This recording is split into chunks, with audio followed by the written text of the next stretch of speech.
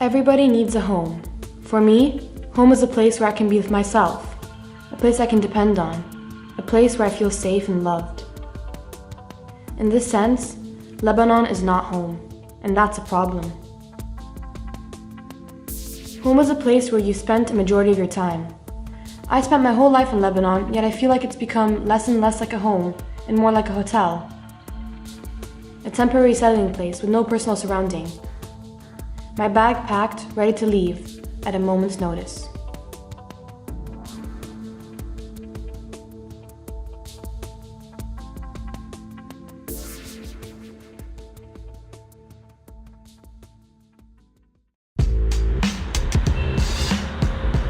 We are 8 teenagers coming from different backgrounds, from different religions, and we are here to say what we have always been afraid to say.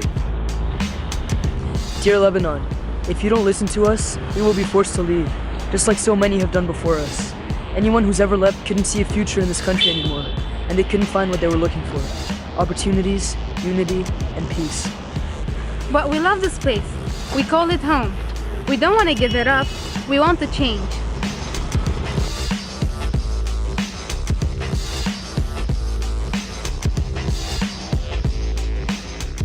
I want a country where police officers don't ignore a crime after they get paid $50. I want a country where everyone is heard, not just the ones who have money. I want to be able to thrive in my country rather than have to go somewhere else. I want to go inside a cab without being questioned about my background or religion. I want a country where I can go out of the home as a whole piece and come back as a whole piece. I want a country where I can live in peace. I want freedom fighters, not gangsters. I want a country where I'm not afraid to speak my mind.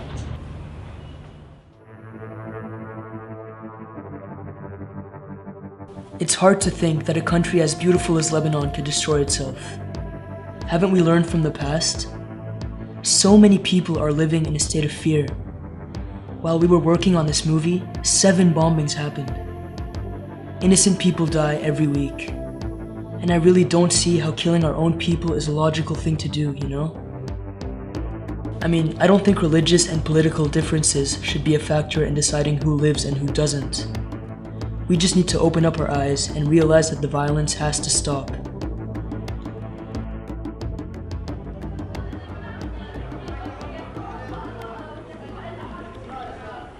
Because of the situation in this country, so we had to take some security measures at school. It's forbidden to bring bags. We should either carry our books or put them in a transparent bag. We were shocked because we didn't expect that the country would be this bad in this situation.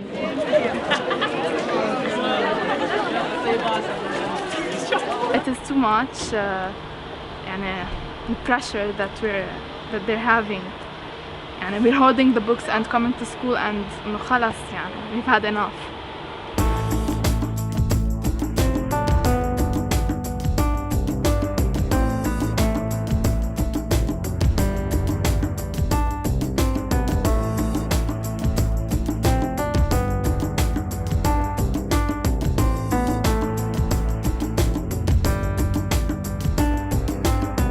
I think that staying at home would be the best, or your friends come over or you go to your friend's house. Because you can order food and you can watch a movie. I mean, you don't have to go to a public place to have fun. I don't really feel safe anymore going out with my friends at any given time of the week. There's young people dying now, innocent bystanders that are victims to bombs who are targeting politicians. And you could be walking or having fun with your friends, and all of a sudden a bomb erupts and your life ends. So basically, the possibility that could happen to me is really scary, and I'm starting to be a lot more careful.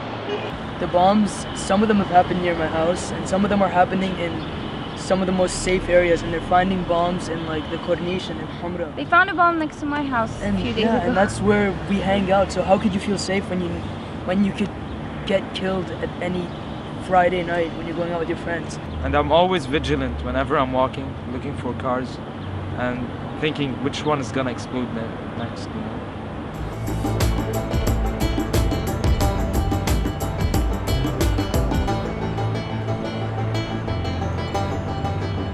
have this joke, me and my sister, like every time I check that everyone's okay and that they're okay, and then at the end when I have to go back to class, I'm like, I'm glad you're alive, and then she says, I'm glad you're alive, and it's like sort of, you know, sarcastically talking about the situation, because you can't, if you take it seriously, it's just gonna make you very depressed. But if you try to laugh about it, and I think a lot of Lebanese people try to laugh about it. There has been so many explosions that they actually made an application for it. It's called I'm Alive, where you can connect through Facebook or Twitter and tell your friends that you're still alive. And you can even check if your friends are still alive too, which is, it's the only app in the whole world, you know.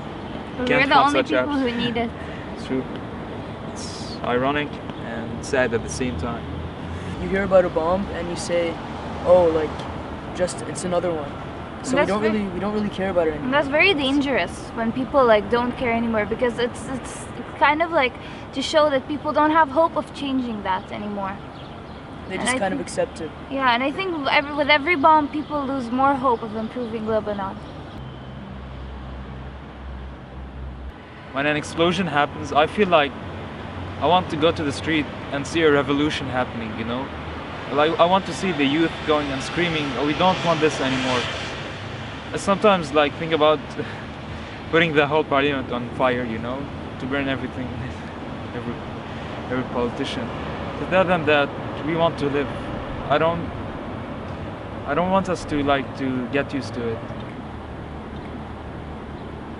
Well, this is the place, this is exactly the place where the last picture of these 4 guys was taken, because one of them died in an explosion that happened here, and they were just regular guys from my school who were just innocently hanging here, and they had nothing to do with politics or religion or fights, and one of them died because of politics.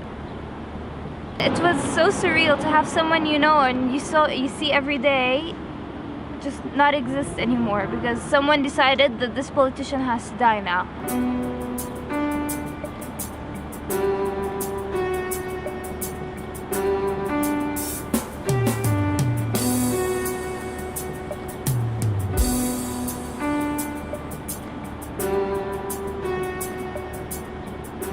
When I found out about the explosion, I was shocked, because at first I thought that people were joking or something, because we never think that people we know could die in an explosion, and you never think that, you know, people you see every day at school can be affected by something you don't really think about as personally, you know. You think of explosions, and then you think of the people you know as safe and guarded, and this explosion really showed that that's not true, and that it could kill anyone.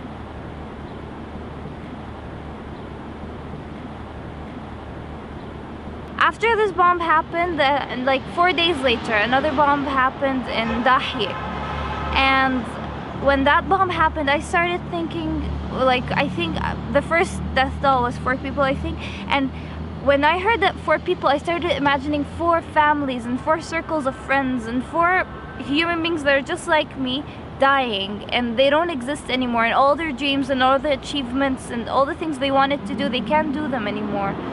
And it was very shocking to see how the difference in how I thought. Like, before the explosion, I would just, you know, take it sort of casually, which is wrong, I realize, but not very casually, but in a way that, yeah, it's normal, it's a thing that happens every day. But then you start realizing that it's not supposed to happen every day, and it's not normal for it to happen every day. And a lot of young people in my school, almost all of them who knew Muhammad, started rebelling against the idea, and that we're not gonna take this anymore, and we're gonna do something.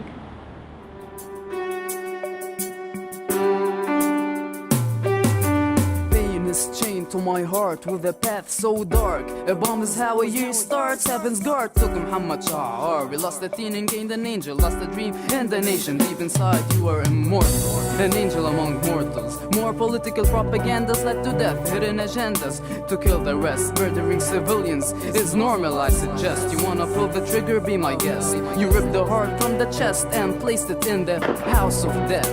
Yet the child you took is the reason we'll unify. Rise above sectarianism, both you and I. Symbolize peace and plant the seed in mankind. Dear God, you wanted heaven to be a better place, so you took Muhammad to your space, and we accepted our fate, so have faith.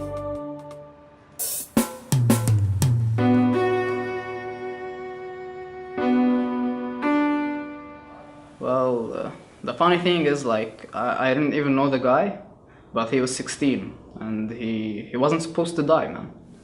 Seriously, that's my country? I doubt so. I don't want this.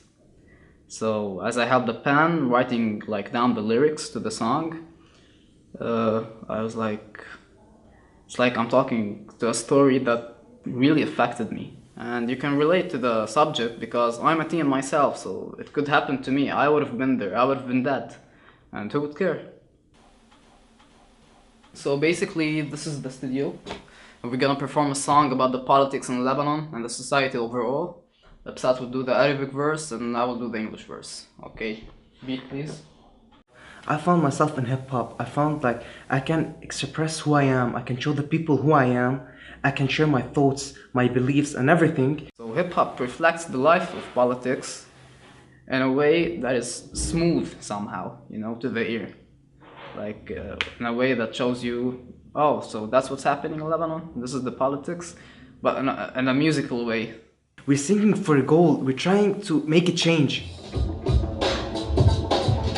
بتجول ضواحي المدينة عم فتش على الآثار بلاقي عيال بشردة حزينة حاملة أخبار وأسرار عم يطمحوا بزيرو طهيرو مثل مراد على مدار همهم الوحيد إنه يحسنوا معيشة أهل الدار. I believe that the term politics in Lebanon is directly linked to lies. Politicians promise the people a lot, but they give them nothing but fake hopes. Our so-called leaders aren't leaders, because no true leader whatsoever would want his country to turn into hell on earth.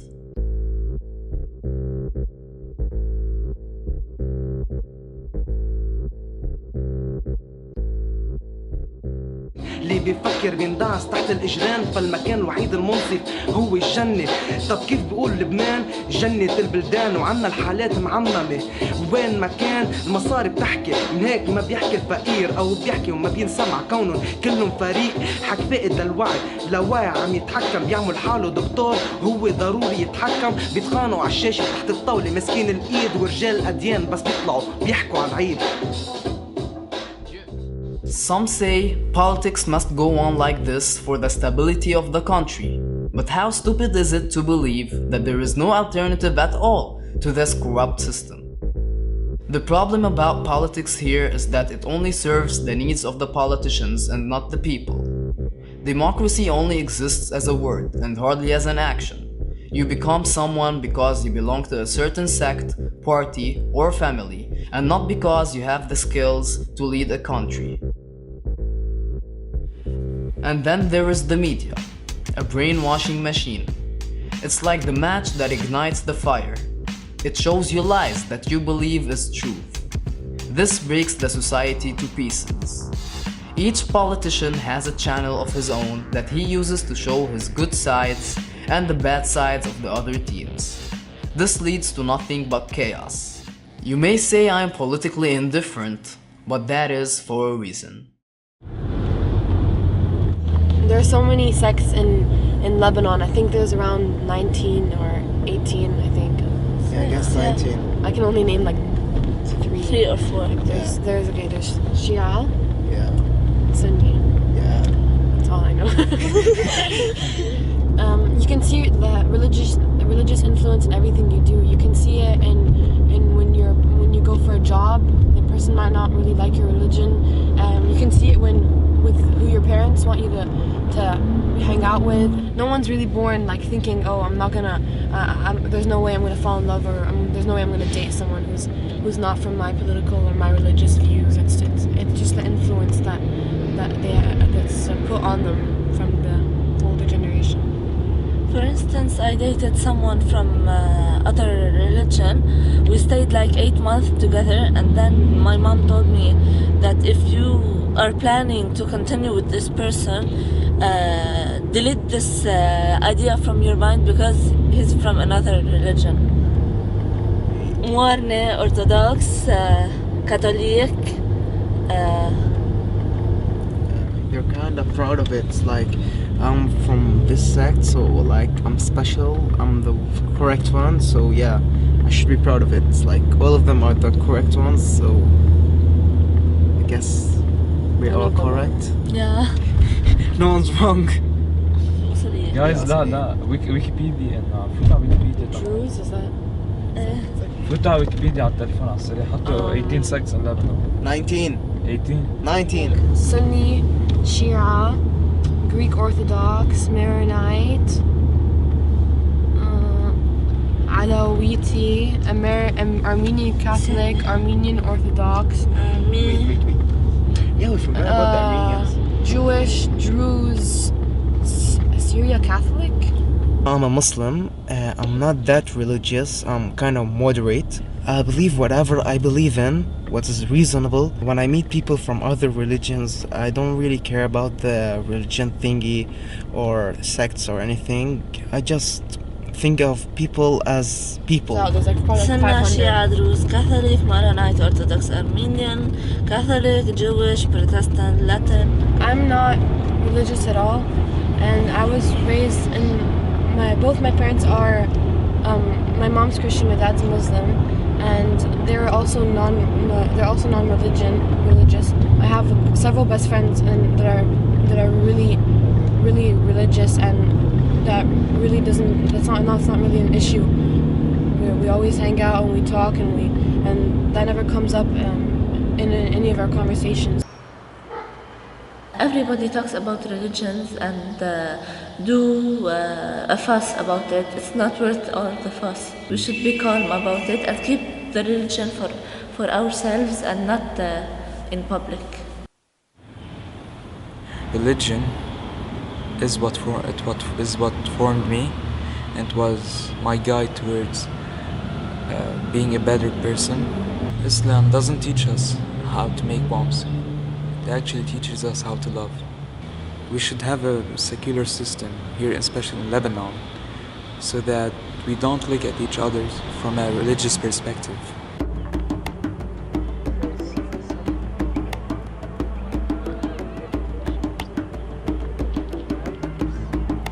If I could make a new country, a new Lebanon, I would make it a country with no religion and no politics, a country where there's diversity and equality.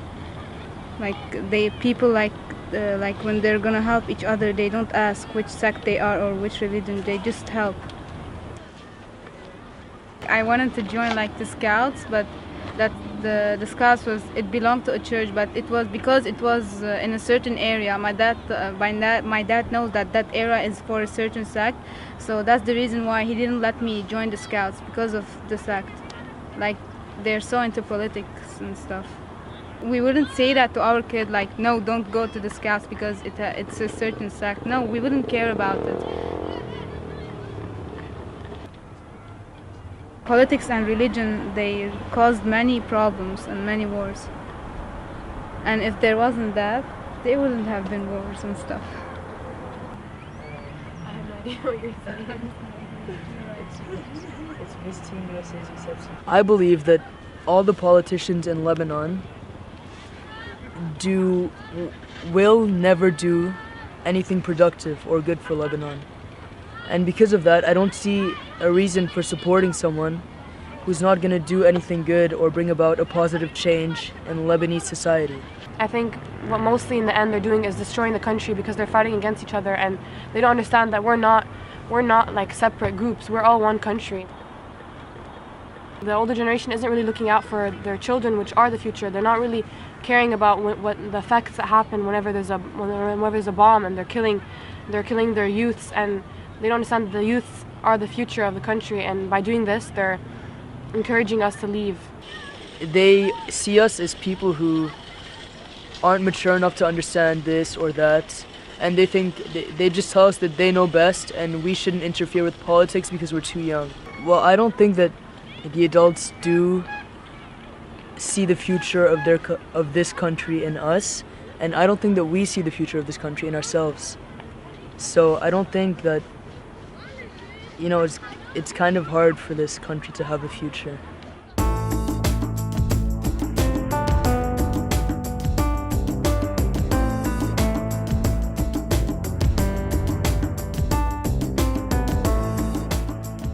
I see a dead end to Lebanon's future. We have tried to speak up and nobody listened to us. No one cared about us. The best solution would be to leave the country, find another place to call home. And hopefully, one day, the governors will notice that without us, Lebanon will die and will lose all its power, because we are its power. But we are not alone. Not only teenagers claim a better Lebanon. So we met two guys that are a kind of role models for us. We wanted to know what they think about the situation in our country, and we wanted some advice for the change we are longing for. You resigned as a minister because you recognized that the Lebanese politics cannot be changed, perhaps. Why is it so hard to change the country's politics? We have a huge issue with the system. Our political system, our constitutional system, it is not working. Honestly, it is not working. I am one of those who were sitting at the Council of Ministers meeting, and I felt to what extent sometimes you are weakened just because you don't belong to a political group.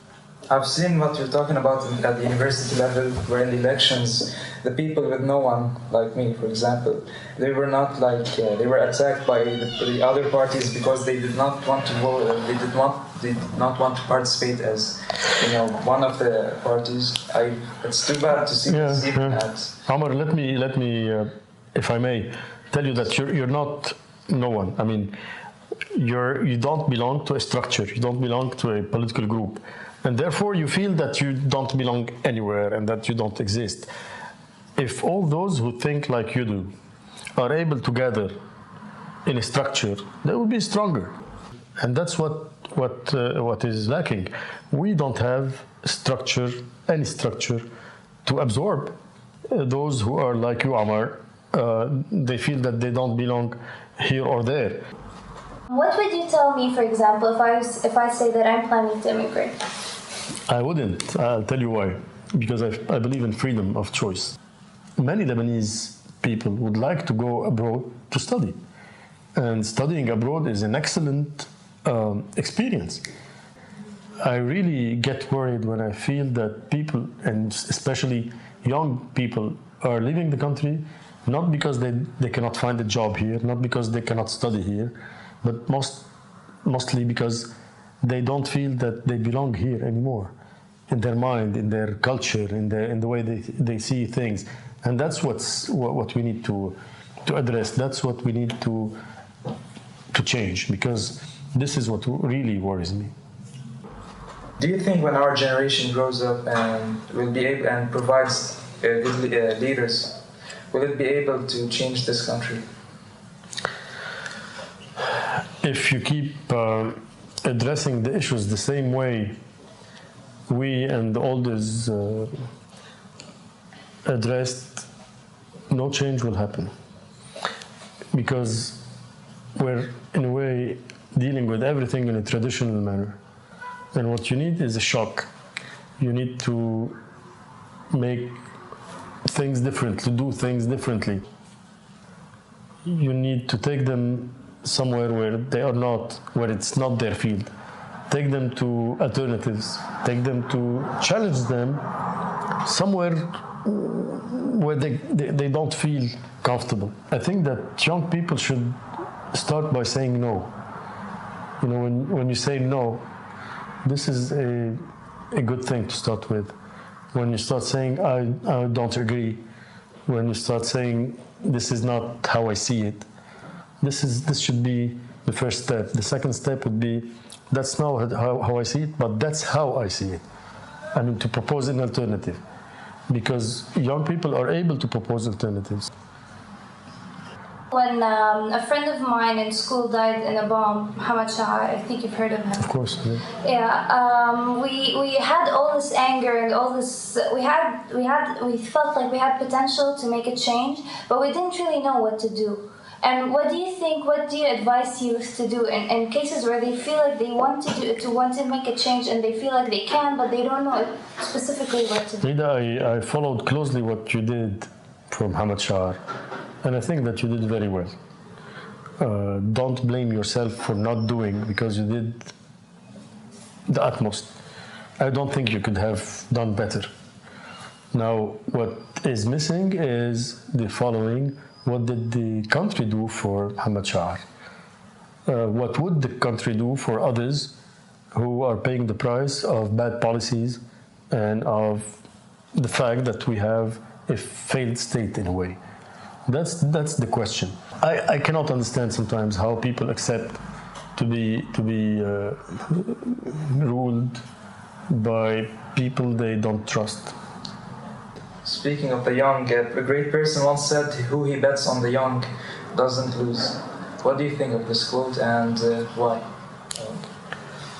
Well, I think that you should give me the address of the betting house to, because I'm on. So, we're going to Nimr Abu Nassar right now.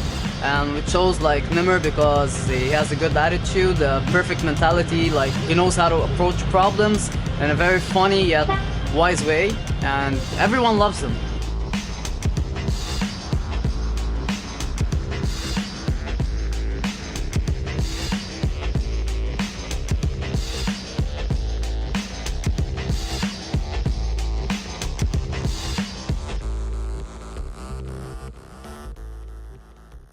Why did you establish your brand of comedy under the creed, no politics, no religion, one love? What was the purpose?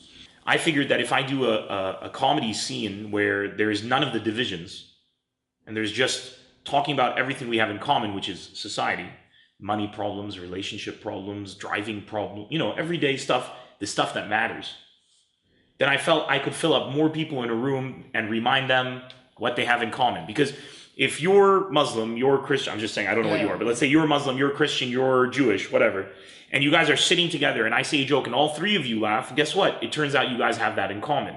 What I do address, and I have addressed in my shows, on the radio, everything, is I say, any political person in the country, fuck you. I've said that. But I do say one thing, I say, I'm not saying they're all bad. Some of them have good intentions. Who I think has good intentions, also a private matter. But some people believe other people have, who am I to judge who's wrong or right? In my opinion, some people have good intentions. But even those people, fuck you. Because you've joined a system that is part of the destruction of our country. And if you're gonna be in that system, you can't change the system. That's the rule of life. You know that saying, don't hate the player, hate the game? Yeah. Yeah, well, if you wanna change the game, you don't join it. If you want to play basketball, you play basketball. If you want basketball to become football, you can't do that while you're playing, dribbling the ball down the court. You're going to have to go to the people who run the basketball association, the crowds who pay the money for the tickets for the basketball association, get the crowd to start demanding that basketball becomes like football and not paying unless it becomes like football. And guess what? Suddenly, you've got basketball that's football. But you don't do that on the court. Politics is not, in my opinion, something that you can say is good or bad. Politics reflects society. You understand? So if the political system is shit, society's pretty shit. At the end of the day, the way the country runs is decided by us. So, see what happens. You once said that you boycotted like the Lebanese media. That's still... Well, why? Because they follow suit. I believe Lebanese media is part of the cancer of this country. One of the major problems of this country. So I don't watch the news. I don't watch TV. That TV only has video games connected. I don't have LBC. I don't have anything. I surround myself with friends who don't talk politics, who don't discriminate on religion, and I'm living very happily. Peacefully, happily. I'm working on myself. I'm making myself a better person. I have my views. I have my opinions. And yes, of course, we talk about it when you want to talk about it. But it's boring, man. How long are you going to talk about Jumblot? Are you going to talk about Jaja, Hariri, Own, Hizbah? How long? How long? I don't know, but how long? Like, there's just like 6, 7, how long? Most of the youth in Lebanon look up to you. It's because I'm really tall. Do you have words of wisdom to tell the youth? No politics, no religion, one love. That would be the only thing. If you live your life like that, you know, you'll end up making a lot of cool friends. You'll eat a lot of great food. If you're Christian, you'll love Ramadan. You know what I'm saying? And if you're Muslim, you'll love Christmas. No, wait, I'm Druze. I got the benefit of both. Druze, if you're Druze, you love Ramadan and Christmas. Yeah. You get to eat on both days. Exactly. You get invited to both holidays. Yeah. You know what I'm saying?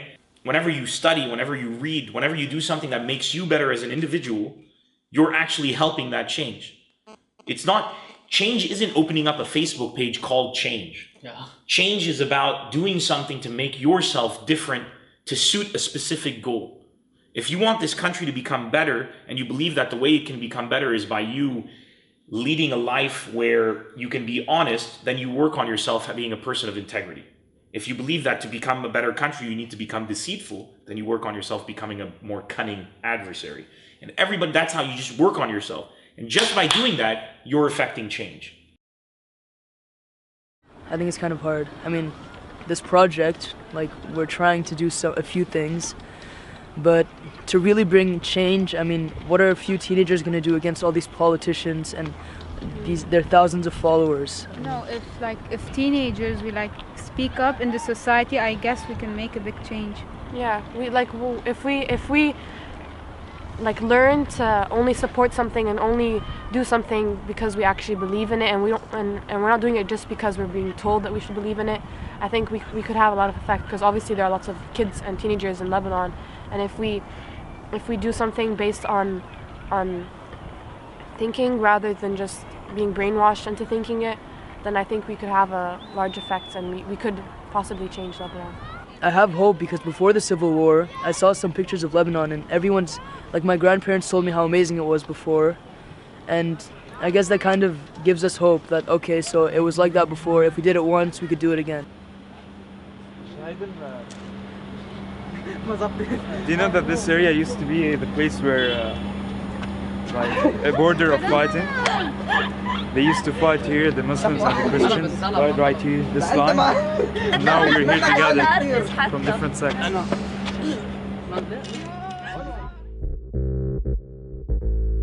Yes, we live. We still laugh, go to school, and meet our friends. We're a fighting nation, always finding the island in an ocean of darkness. But this is the crucial point. We're getting used to all the problems. We dislike politics, hate leaders, feel unsafe, and still we do nothing about it. We live our lives, we go on, and yet we know that it's wrong. I believe that we can make a change. So many people in our generation are unhappy. If we all stand together, we can overcome this sick system, and we can build a country that can be called home by its youth. We are teenagers, not fighters. We don't have guns, but we have words. We can't change the past, but we can determine the future. We can start a mind revolution. Let's start today.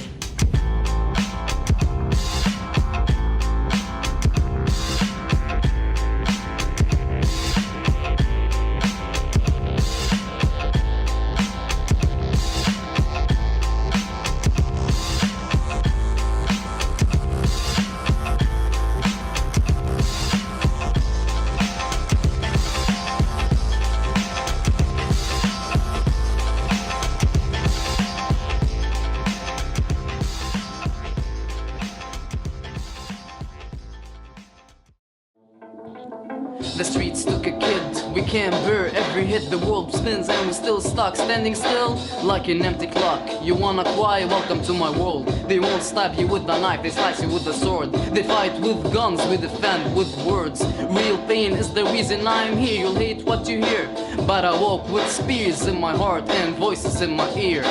Poor stay poor, rich people rule. People of authority do what they wanna do, and they teach us to obey the rules. I'm only 17, but the kid is no fool. Some have it all, some never had food. Politicians work with a mad mind. They steal and lie to get to the top, then they leave us behind. I think it's a crime. Criminals and politicians are of the same kind, stealing from the poor, and we still have to pay our fine. But again, this is life, and if it was a game, I'll be the last one to leave, cause all lost faith and I still believe. Yeah.